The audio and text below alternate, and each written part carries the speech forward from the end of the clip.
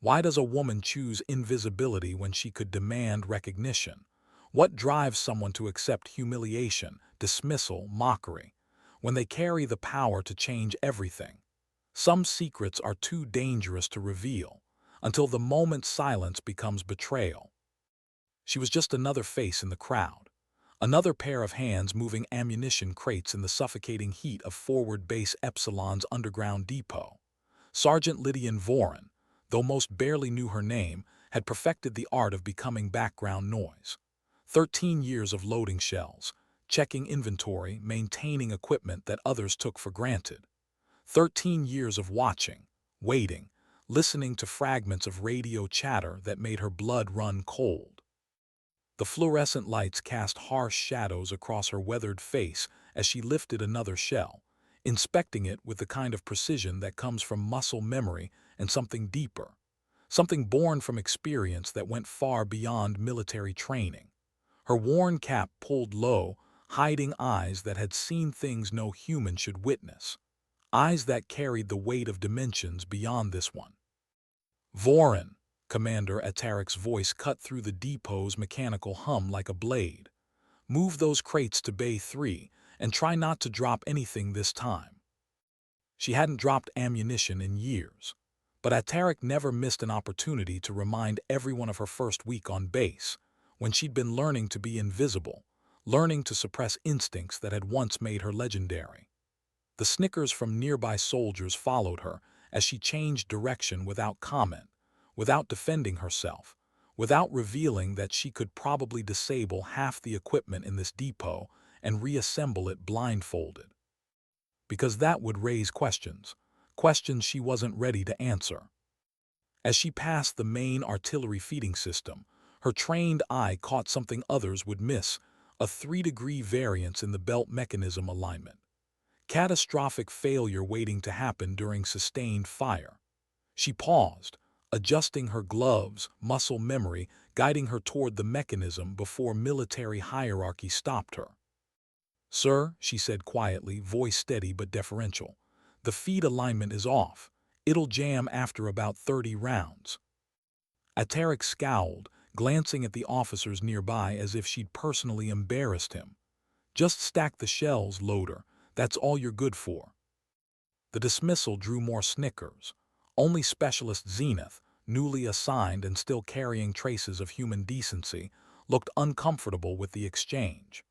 Lidian absorbed the humiliation without visible reaction. She'd perfected that skill too. She'd correct the alignment later, after shift change, recording it as routine maintenance. It wouldn't be the first time she'd prevented disaster while receiving no credit. The radio crackled with unusual activity for mid-afternoon. Fragments of communication suggested an unscheduled inspection. Within moments, the depot transformed as personnel scrambled to make everything presentable, that familiar panic that comes when command arrives unexpectedly. "Attention, command inspection in 15 minutes, Ataric barked, his face flushing with sudden stress. As officers rushed to prepare, he pointed directly at Lidian. "You stay in the background. The last thing we need is some grunt embarrassing us in front of command." She retreated to the shadows of the depot, continuing her work as the sound of transport vehicles approached outside. For 13 years, she'd perfected the art of becoming invisible. Today would be no different. Except it was. General Dravik's Escarel entered the depot like a force of nature, powerful, imposing, carrying the weight of command and something deeper.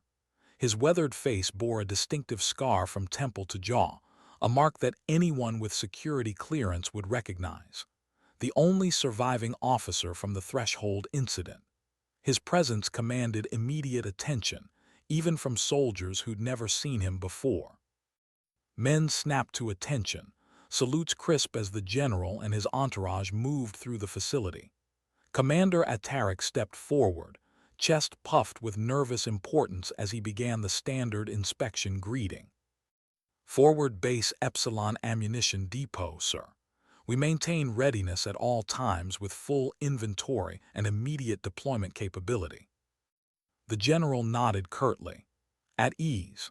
"This isn't a scheduled inspection, Commander. We're here to assess readiness for potential threats along the eastern border."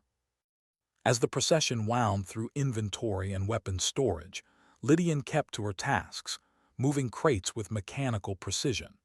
She could feel Specialist Zenith watching her occasionally, curiosity in the young officer's gaze, but she ignored it as she ignored most things that didn't directly involve ammunition, or the growing certainty that something was about to change forever. The inspection group circled back to the main depot area where tactical discussions began among the officers. One of the general's staff pulled out a portable display screen, bringing up data visualizations that glowed blue in the dim light.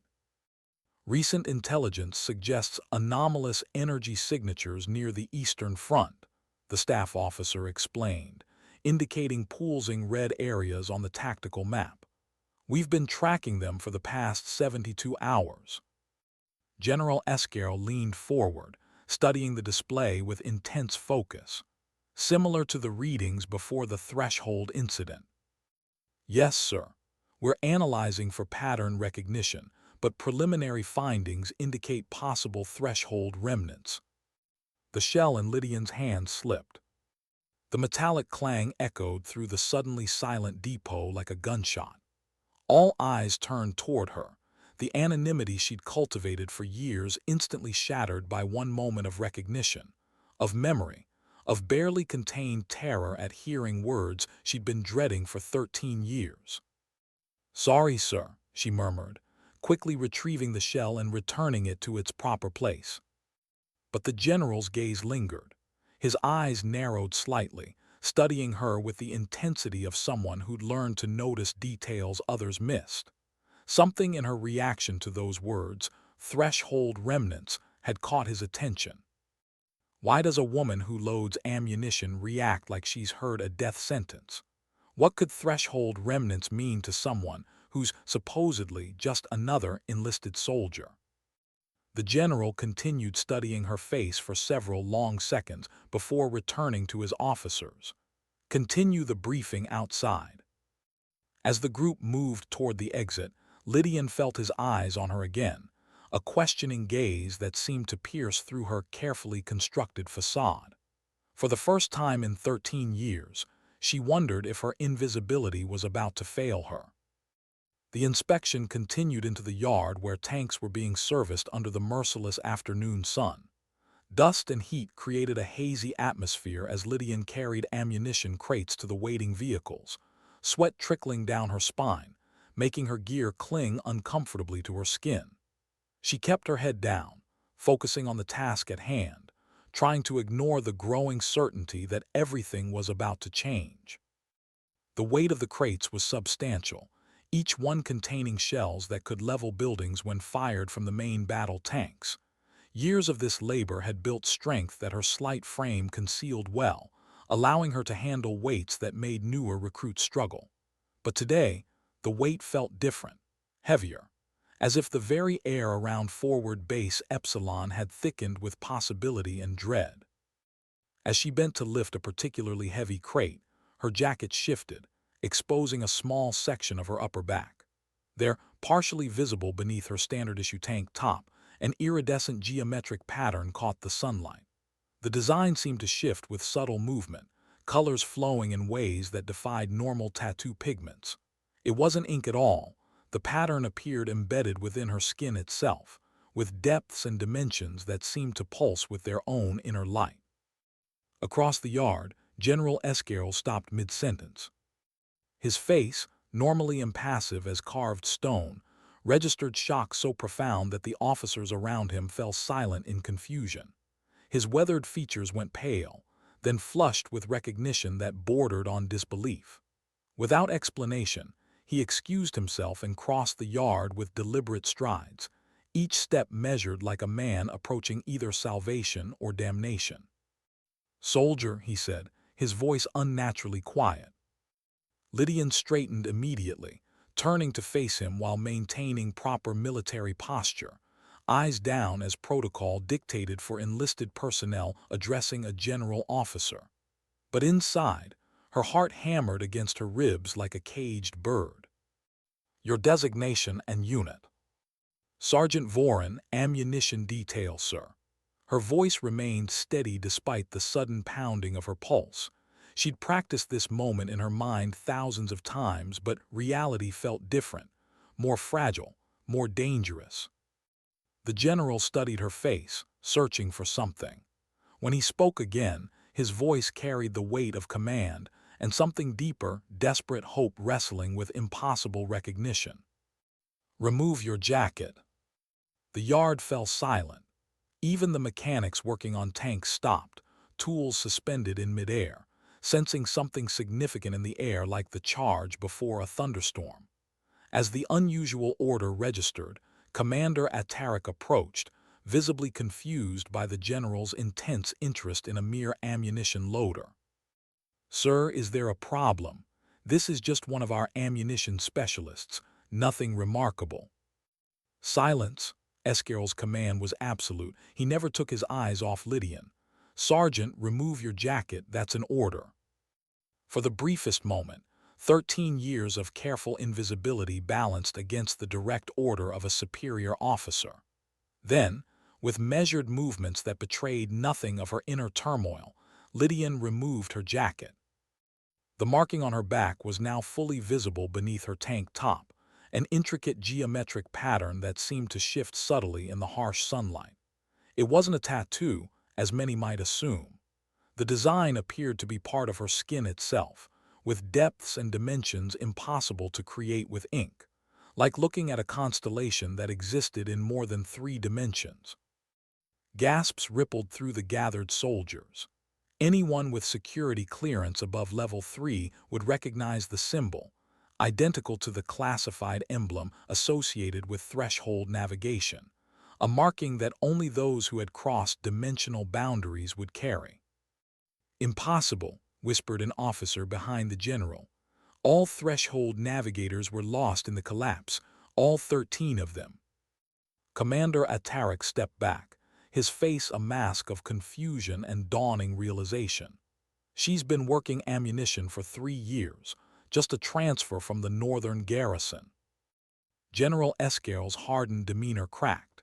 With hands that betrayed the slightest tremor, he reached into his uniform and withdrew a worn photograph protected in a clear sleeve. In it stood a younger version of himself beside several soldiers wearing specialized gear marked with the same symbol that adorned Lidian's back. Scrawled on the reverse side were the words, "Threshold Extraction Team, the 13 lost." "You were there," Lidian said quietly, finally raising her eyes to meet his. Gone was the subservient ammunition loader, replaced by someone whose gaze held the weight of impossible experiences. "You led the rescue operation when the threshold started to collapse." "We failed," the general replied, his voice hollow with old grief. "Everyone was lost. I was the only survivor." Lidian shook her head slowly, certainty in every movement. "Not everyone was lost, General. Some of us made it through, just not back to this side." Understanding dawned on Escarel's face, followed by something rarely seen in the legendary officer, hope. He straightened to his full height, and in front of the entire assembly, raised his hand in the specialized salute reserved only for the elite Threshold Corps, a military branch believed entirely eradicated 15 years ago during the incident. Without hesitation, every officer present followed suit, saluting Lidian. Even Ataric, though visibly confused, recognized the significance and stood at attention. "Navigator Voren," the general said formally, using her true title for the first time in 13 years. "Your presence has been deeply missed and desperately needed." The entire base seemed to hold its breath as reality shifted around them.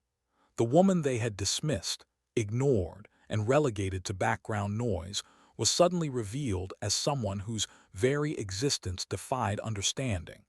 The ammunition loader had become the center of attention. A living legend returned from dimensions beyond their comprehension. For Lidian, the moment brought neither satisfaction nor vindication. Only the heavy knowledge that her carefully constructed anonymity had ended because something far worse was beginning. The anomalies the general mentioned were exactly what she'd been watching for, the reason she'd positioned herself at strategic bases across the country over the years, moving from post to post, always listening, always waiting. They were coming back. And now, finally, someone would listen when she warned them. What happens when the impossible becomes undeniable? When a woman who's been invisible for 13 years suddenly becomes the most important person in the room? When everything you thought you knew about reality shifts in a single moment?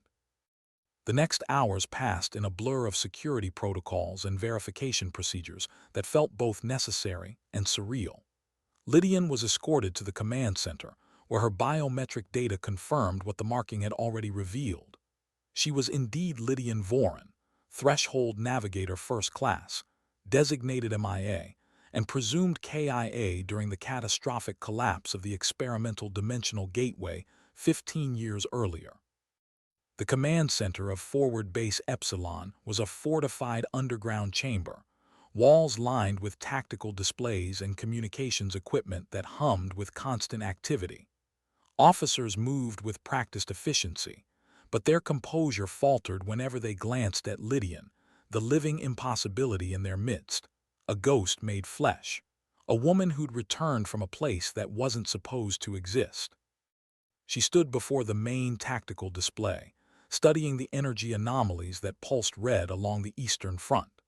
The patterns were unmistakable to her trained eye, identical to those that had preceded the threshold incident 15 years ago. Her marking responded to the display, creating a resonance that went beyond visual analysis. She could feel the wrongness in the energy signatures, the way reality bent and twisted around them like fabric pulled too tight. General Escarel stood beside her, watching her face more than the display itself. Around them, hastily assembled senior staff waited with the kind of tense anticipation that comes before receiving news you know will change everything. "They're coming back," she explained to the room, her voice carrying an authority that contrasted sharply with her previous subservient demeanor. "The entities we encountered on the other side. I've been tracking their approach for years, working my way through military placements to get close to someone who would understand." "Why hide your identity?" asked Escarel. "You could have come forward at any time." Lidian's expression remained steady, showing no bitterness despite the pain her words revealed. "The last time I tried telling the truth, I was labeled delusional and relegated to ammunition duty. Not everyone believes in what they haven't seen with their own eyes." The general's jaw tightened with barely controlled anger. "Who dismissed your reports?" "It doesn't matter now," Lidian said, focusing on the display where the red pulses seemed to intensify as if responding to their conversation. "What matters is that we have approximately 3 weeks before the first incursion." A staff officer stepped forward, skepticism evident despite his attempt at professionalism. "With all due respect, Navigator, how can you be certain?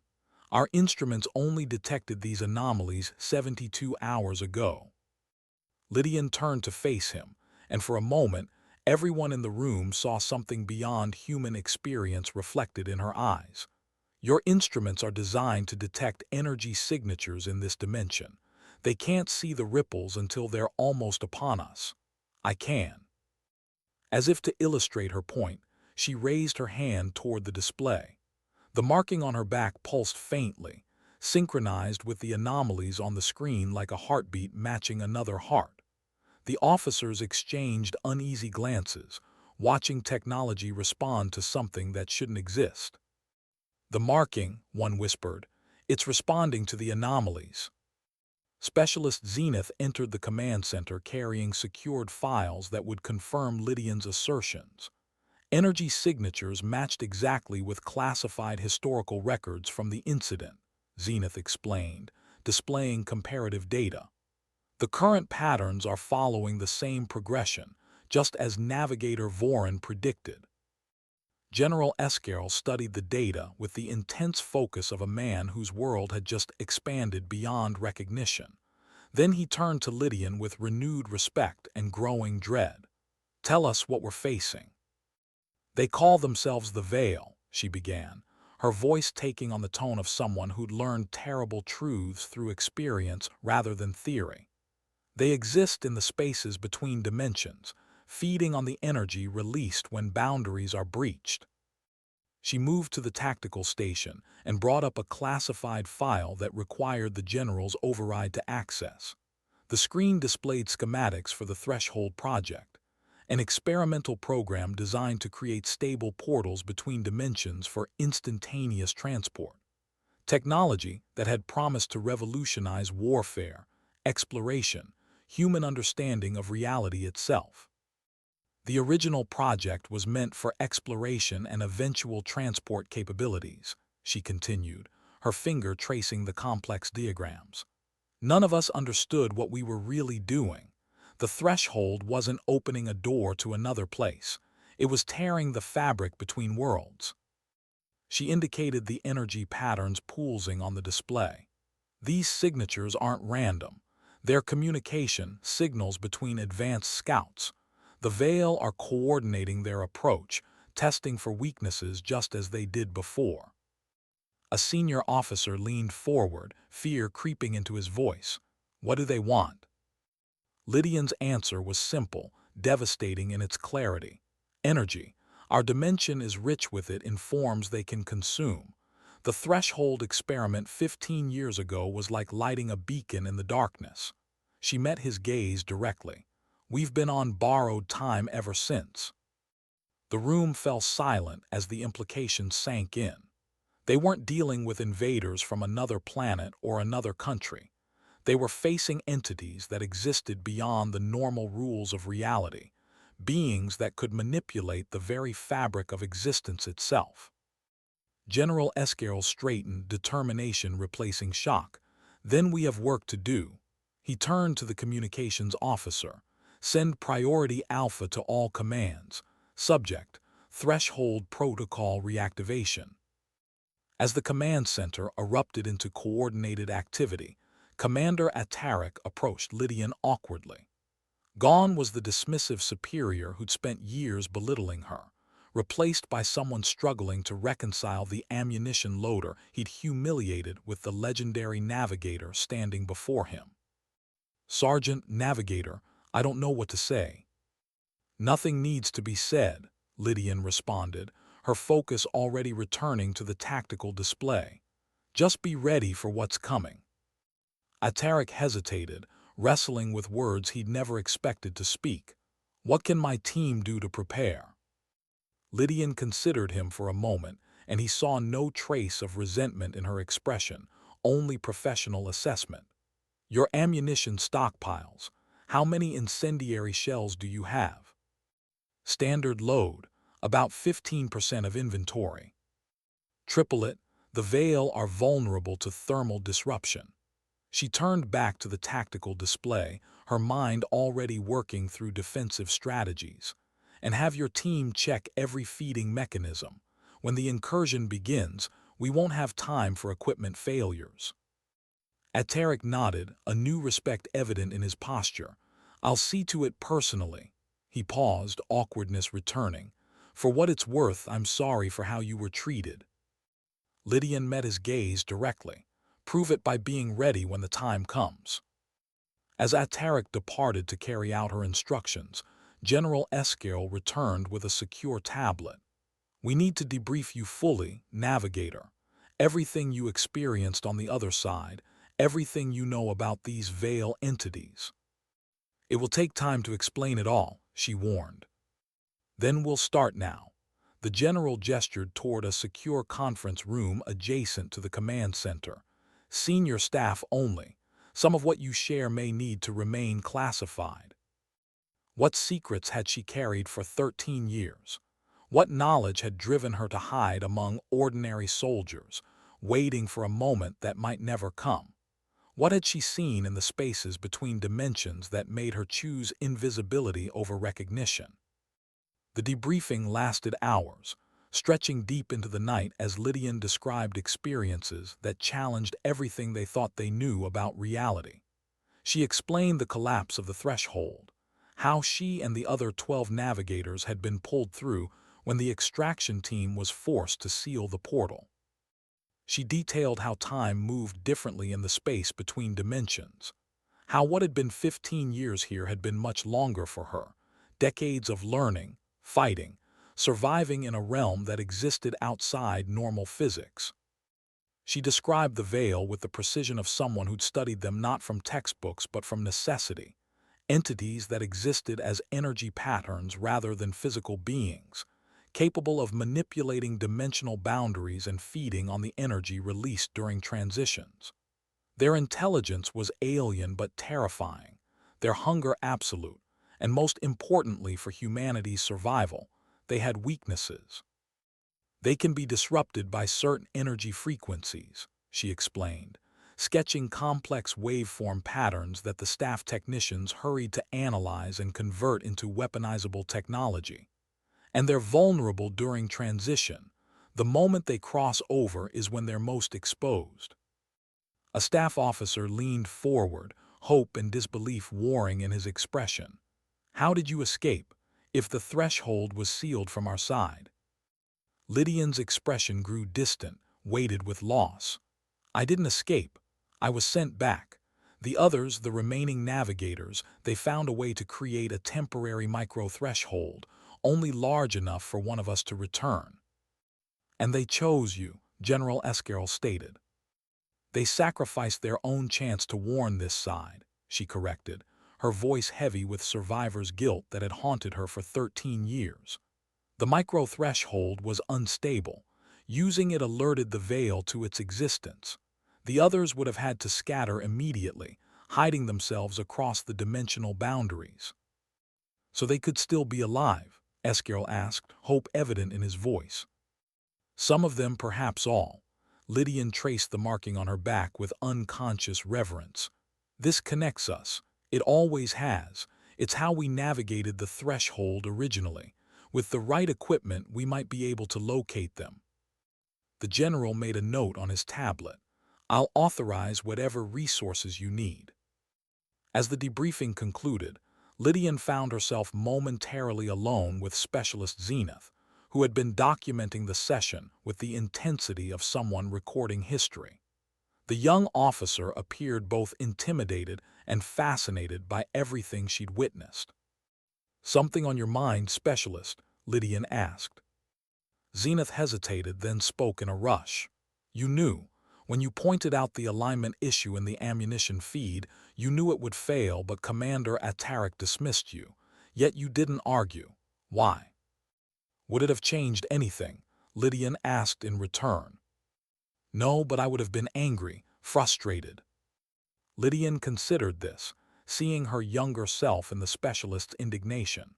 When you've seen what exists beyond our dimension, Specialist, the petty hierarchies of this world lose their sting. Is that why you worked in ammunition? To stay hidden? To stay positioned, Lidian corrected. Forward bases like this one would be the first to detect incursions. I needed to be where I could monitor the signs, where I could respond quickly when the time came. And just endure being treated like you were nothing? Zenith asked, unable to conceal her disbelief. Lidian's expression softened slightly, showing a glimpse of the woman beneath the warrior. I wasn't nothing, Specialist. I was exactly where I needed to be. Their conversation was interrupted as General Escarel returned, his expression grim but determined. Navigator, we've processed your initial recommendations. Defense units along the Eastern Front are being reinforced, and we're coordinating with scientific teams to develop detection equipment based on your specifications. There's something else we need to discuss, Lidian said, her voice taking on new urgency. The marking, it's not just a symbol. The general gestured for her to continue. The navigators were chosen because we could perceive dimensional boundaries naturally. The marking enhanced that ability, allowed us to actually traverse those boundaries. She met his gaze directly. It's how I've been tracking the veil, but it also means they can track me once they're close enough. Escarel processed this with military efficiency. You're telling me you're a beacon. Once they cross over, yes, they'll sense the marking. They'll be drawn to it. Then we need to keep you secure, protected. Lidian shook her head firmly. No, General, we need to use it. Draw them to a location of our choosing where we can be prepared. The general studied her for a long moment, understanding dawning. That would make you bait in your own trap. It's why I came back, she said simply. How does a person live with such purpose? How does someone carry the weight of an entire dimension's survival on their shoulders and still function day by day?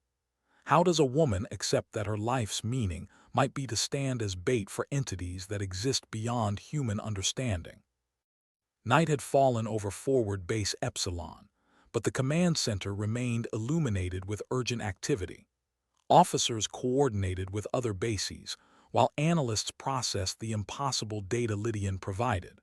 Her knowledge, previously dismissed as the ravings of a traumatized soldier, now formed the cornerstone of humanity's defense strategy against a threat that defied conventional understanding. When she finally stepped outside for a moment alone, the cool night air was a welcome relief from the intensity of the command center. Lidian made her way to the base wall, climbing the observation platform where she could see the stars unobstructed by artificial light. For 13 years, she had walked this world as a ghost of herself, carrying knowledge she couldn't share, waiting for the moment when the truth would matter more than her comfort or safety. That moment had finally arrived. But as she looked toward the eastern horizon, she felt no satisfaction, only the weight of what was to come. The marking on her back glimmered faintly in the moonlight, responding to energies human instruments couldn't detect. She'd hidden it for so long that its exposure now felt like both vulnerability and freedom, like finally being able to breathe after holding her breath for 13 years. 13 years is a long time to carry a secret, came the general's voice as he joined her on the platform. Lidian nodded slightly. Longer on the other side, time moves differently there. The reports say you were only 22 when the incident happened. A prodigy, they called you. Youngest navigator ever selected. Different person, different life. She turned to face him, studying the scar that marked his own trauma from that day. You never stopped looking, did you? Escarel leaned against the railing, his weathered hands gripping the metal. How could you tell? The photograph, it's worn from handling, not age. She paused, remembering details from a briefing 15 years ago. You were injured trying to reach us. The general's hand unconsciously moved to the scar on his face. Debris from the collapse. They pulled me out, but the threshold was already destabilizing. We couldn't reach any of you. You did the right thing sealing it.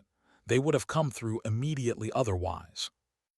They stood in silence, watching the stars together, two people bound by a tragedy that had shaped both their lives in ways they never could have imagined. After several minutes, Escarel produced a package he'd been carrying, a specialized uniform bearing the Threshold Corps insignia. Midnight blue fabric with iridescent geometric patterns that matched her marking perfectly. It's been in storage since the incident, he explained, offering it to her with reverence, waiting for someone to claim it. Lidian accepted it with quiet dignity, running her fingers over the emblem that had once been her identity, her pride, her purpose. I'm not the only one who made it back, General. There will be others. They just need to know it's safe to come forward. We'll find them, Escarel promised, together. As they spoke, the sky above the distant mountain range briefly rippled with an unexplainable distortion, too quick to be noticed by anyone not specifically watching for it.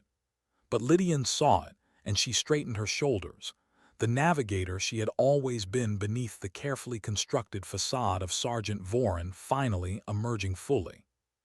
It begins, she said softly. The general followed her gaze but saw only stars. What are we facing, Navigator? They call themselves the Veil, she repeated, her voice carrying new weight under the starlight. They exist in the spaces between dimensions, feeding on the energy released when boundaries are breached. The threshold experiment 15 years ago caught their attention. She held up the uniform, determination in every line of her body. We've been on borrowed time ever since. And the others, the remaining navigators, scattered, hiding like I was, or still trapped on the other side. She met his gaze directly. But now we have a chance to bring them home, all of them. For the first time in 15 years, General Dravik's Escarel allowed himself to believe in something beyond mere survival. Then let's get started. How does a military base transform overnight from routine operations to humanity's last line of defense? How do ordinary soldiers adapt when reality itself becomes the battlefield? How does a woman step back into an identity she thought she'd lost forever? By morning, Forward Base Epsilon had undergone a transformation that bordered on the miraculous. Military transports arrived continuously throughout the night, bringing specialized equipment and personnel with the highest security clearances. The base that had been a routine ammunition depot was now the epicenter of humanity's defense against an interdimensional threat that most people couldn't even comprehend. Lidian stood in her quarters, adjusting the threshold core uniform that had been modified to her specifications. The midnight blue fabric felt both familiar and strange against her skin. After years in standard military gear, wearing her true colors again was like rediscovering a part of herself she'd thought was lost forever. The uniform's back featured a specialized cutout that left her marking exposed, the geometric pattern now glowing faintly with internal light, as if responding to the urgency of the moment. A knock at her door revealed Specialist Zenith carrying a secure tablet. "Navigator, the General requested your presence in the command center. The first detection arrays are online." Lidian nodded, following Zenith through corridors that hummed with new activity. Personnel stepped aside respectfully as she passed, a stark contrast to her previous invisibility.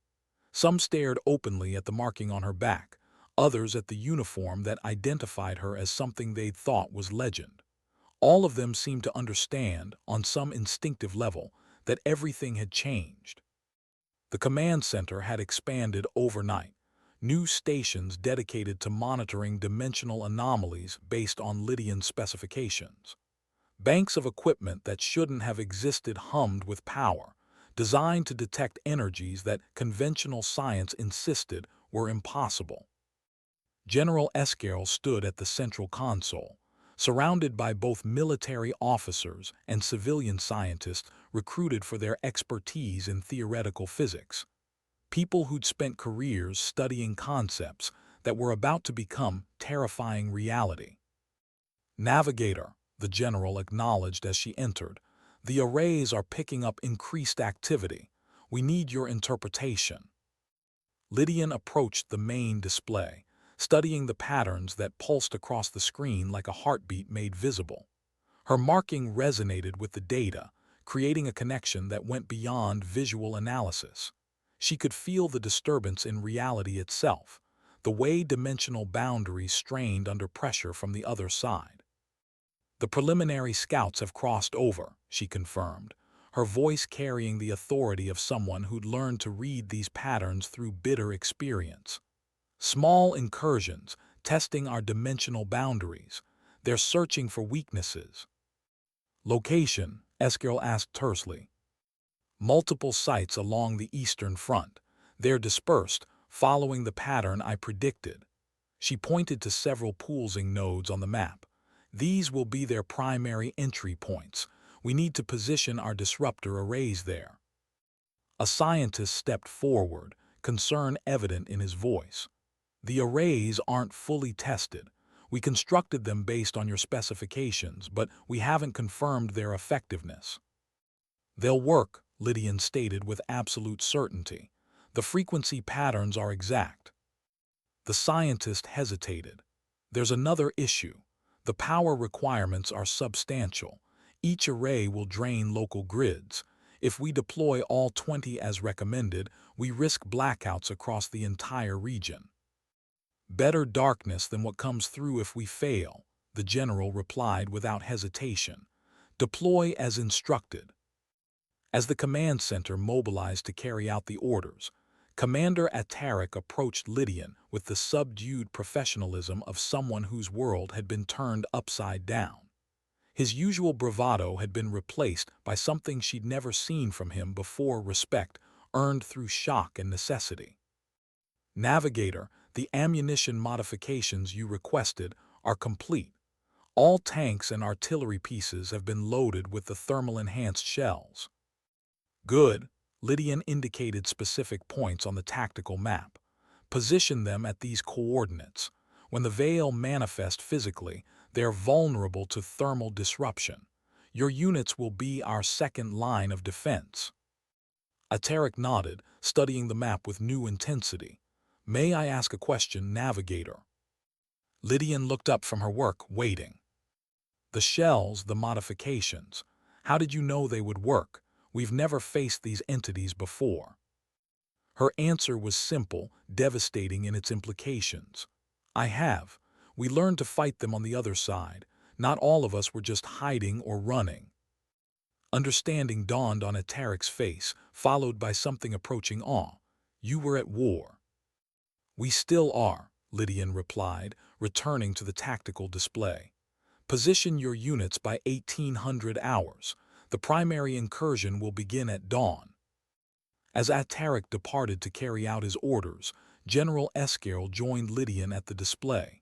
You're certain about the timing? The pattern is clear. Dawn creates natural energy fluctuations they can exploit. It's how they came through 15 years ago. The general studied her face, nodding the tension that had nothing to do with the immediate preparations. There's something you're not telling us. Lidian met his gaze steadily. Many things, General, some you're not ready to hear. Try me. She hesitated, then indicated a secured conference room. Once inside, with the door sealed and privacy assured, she spoke quietly, revealing the plan she'd been formulating for 13 years. The disruptor arrays will work, but they're not enough, not against a full incursion. What else do we need? A signal, one that only the other navigators can detect. Lidian touched the marking on her back, feeling its response to the growing dimensional instability. I can broadcast through the dimensional boundaries, but I need direct access to the primary incursion point. Escarel frowned, understanding the implications. You're proposing to be at the front line when these things come through. I'm proposing to be the front line, she corrected. The marking makes me a beacon, remember. If I'm positioned at the primary site, I can draw them there, away from the secondary locations. Concentrate our defenses. She paused, meeting his eyes directly, and signal the other navigators. Yes, if they're out there, if they can respond, we'll need them. The general considered this military strategy warring with human concern. It's an unacceptable risk. It's why I came back, Lidian replied simply. One navigator isn't enough for what's coming. We need all of us. After a long moment, Escarel nodded slowly. I'll authorize the deployment, but with full protective measures. You won't face this alone. I never expected to, Lidian said, though they both knew that expectations and reality rarely aligned in war. The hours that followed passed with the terrible swiftness of time before battle. By evening, Forward Base Epsilon had deployed its forces along the predicted incursion points, with the heaviest concentration at the primary site where dimensional barriers were weakest. Disruptor arrays hummed with power, creating invisible barriers against dimensional breaches that existed more in theory than proven practice. As dawn approached, Lidian stood at the primary site, surrounded by a protective formation of tanks and artillery that seemed almost quaint compared to the forces they were about to face.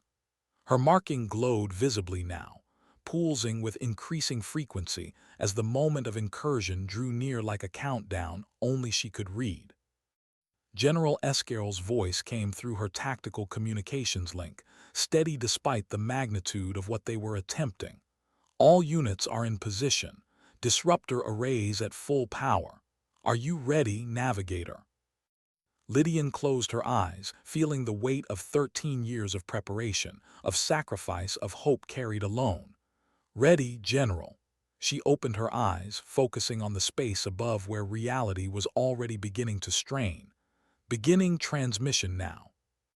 The marking on her back flared with brilliant light, sending a signal through dimensional boundaries that no human technology could replicate.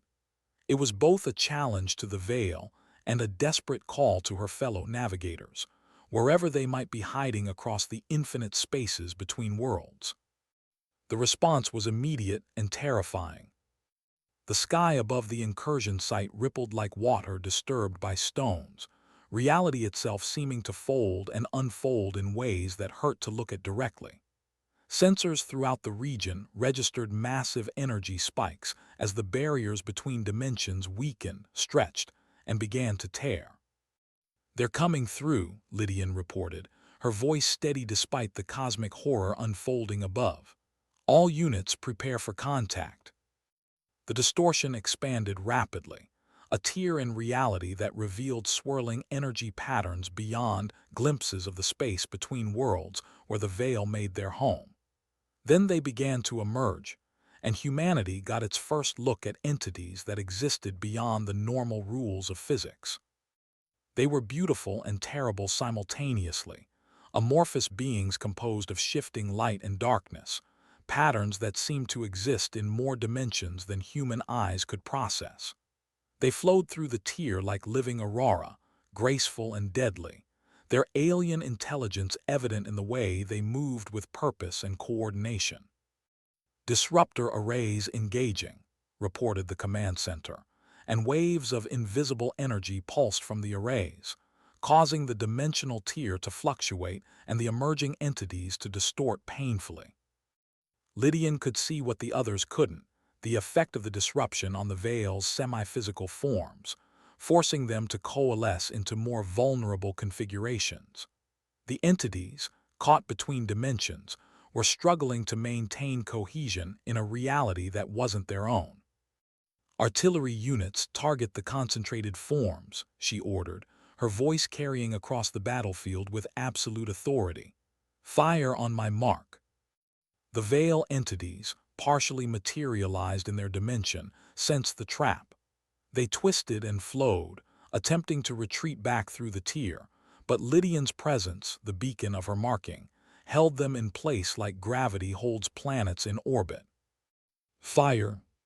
The artillery barrage launched in perfect synchronization, thermal-enhanced shells striking the materialized Veil entities with devastating precision. Each impact released energy specifically calibrated to disrupt their extra-dimensional composition, forcing them further into physical form where they were most vulnerable. The battle raged as dawn broke fully over the horizon, human technology and determination against entities that existed beyond conventional understanding. The defensive formation held, but Lidian could feel the growing pressure as more Veil pressed against the dimensional boundary, drawn by both the conflict and her marking like moths to flame. "They're gathering for a major push," she warned the command center, feeling the dimensional fabric strain under increasing pressure. "The arrays won't hold much longer." "Fall back to secondary positions," General Escarel ordered through the communication link. "We'll regroup and strike from distance." "Negative," Lidian replied, her focus unwavering as she maintained the signal that kept the Veil partially anchored in their dimension. "Maintain position.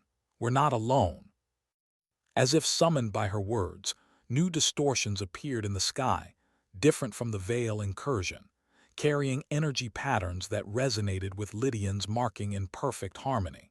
From these new tiers in reality emerged figures that brought hope to a battlefield that had seemed hopeless moments before.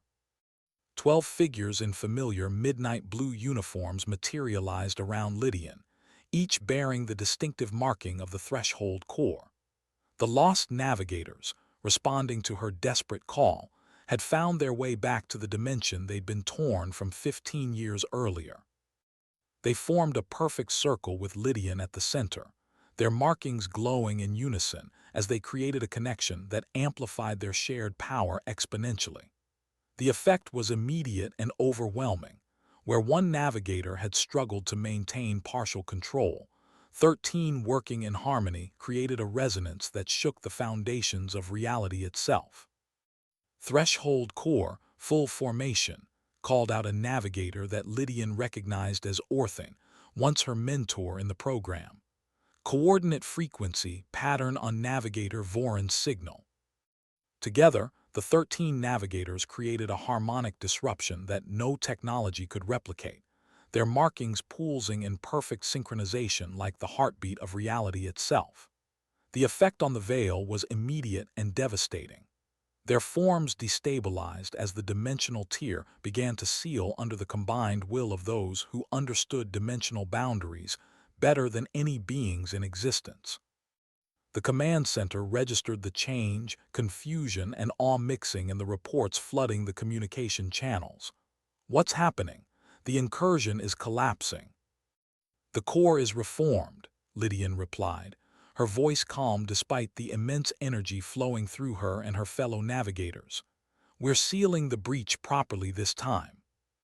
As dawn broke fully over forward base Epsilon, the dimensional tier closed completely, sealing the veil entities either destroyed by the combined assault or forced back into their own dimensional space.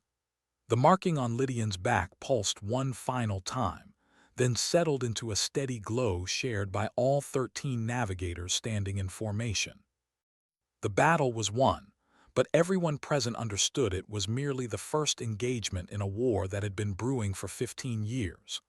A war that humanity now had a fighting chance to win, thanks to a woman who had worked silently among them, invisible until the moment she needed to be seen. As the sun rose higher, casting long shadows across the battlefield, General Dravik's Escarel approached the threshold core, standing at attention before the 13 navigators, who had defied death and dimension to reunite when their world needed them most. His salute was returned by Orthan, who stepped forward as ranking navigator. General, Orthan acknowledged, his voice carrying the weight of impossible experiences. Navigator, Escarel replied formally, it seems we have much to discuss. Indeed, Orthan agreed, then turned to Lidian with something approaching reverence. Beginning with proper recognition for the one who never lost faith, who prepared us for this day even when we didn't know we needed preparation. Lidian shook her head slightly, the gesture both humble and resolute. There will be time for ceremonies later, General. For now, we have work to do. The work of preparing Earth's defenses for the continued incursions that would surely come. The work of developing new technologies based on their combined knowledge of dimensional warfare. The work of ensuring that the Veil would find not a vulnerable target, but a united force ready to defend the boundaries between worlds. The woman who had been invisible for 13 years now stood at the center of humanity's last hope, finally stepping from shadow into light, ready to face whatever came through the threshold. What does it mean to carry the weight of worlds on your shoulders? To sacrifice recognition for purpose? To choose the hardest path because it's the only one that leads to salvation? As dawn broke over forward base Epsilon 1 week later, Lidian walked across the base in full threshold core regalia, her marking proudly displayed through the uniform's specialized cutout. Beside her walked General Escarel, and behind them marched the reformed threshold core. 12 navigators returned from across dimensional boundaries to defend their home. The soldiers of the base, who had once dismissed her as just another ammunition loader, now stood at attention as she passed. They had witnessed the impossible, seen their reality defended by people they'd never truly seen before. The woman who had loaded their shells, maintained their equipment, and absorbed their mockery had revealed herself as humanity's guardian against forces beyond imagination. But for Lidian, The recognition meant less than the knowledge that Earth now had defenders who understood the true nature of the threat they faced. The Threshold Corps would train new navigators, develop better weapons, and stand watch at the boundaries between worlds. Sometimes the most extraordinary people choose the most ordinary disguises. Sometimes dignity doesn't demand acknowledgement, it simply acts. Sometimes the greatest heroes are the ones who never sought to be heroes at all, but who stepped forward when stepping forward was the only choice that mattered. The marking on Lidian's back glowed softly in the morning light, no longer a secret to be hidden but a symbol of hope for a world that had almost lost everything without ever knowing it was in danger. She had been invisible by choice, a guardian in the shadows, waiting for the moment when shadows would no longer be enough. That moment had passed. Now, in the light of a new dawn, the Threshold Corps stood ready to face whatever emerged from the spaces between worlds, knowing that sometimes the most important battles are fought by people the world never sees coming. Sometimes dignity doesn't speak, it simply acts, and sometimes that action saves everything.